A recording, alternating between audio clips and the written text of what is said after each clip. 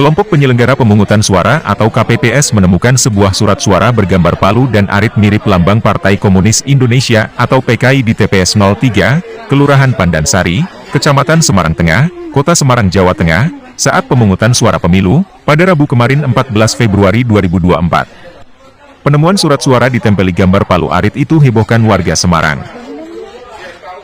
Ketua Panitia Pemungutan Suara Kelurahan Pandansari Dedi Taruna mengatakan, bahwa kertas bergambar palu arit tersebut ditempel dengan menggunakan staples di surat suara pemilu Presiden RI.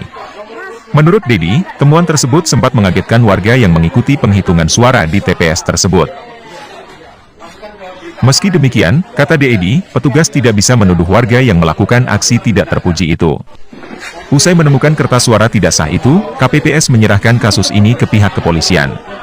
Pasalnya penggunaan gambar palu dan arit memang tidak diperbolehkan di Indonesia.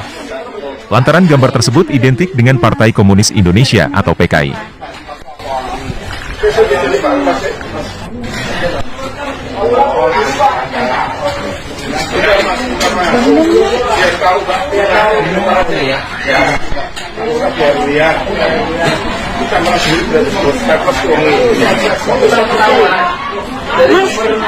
Mas, yang tadi yang nggak sah, nggak tolong mas.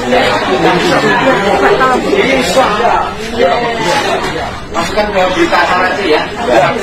Ya. Dan pemantau masukkan berita acara.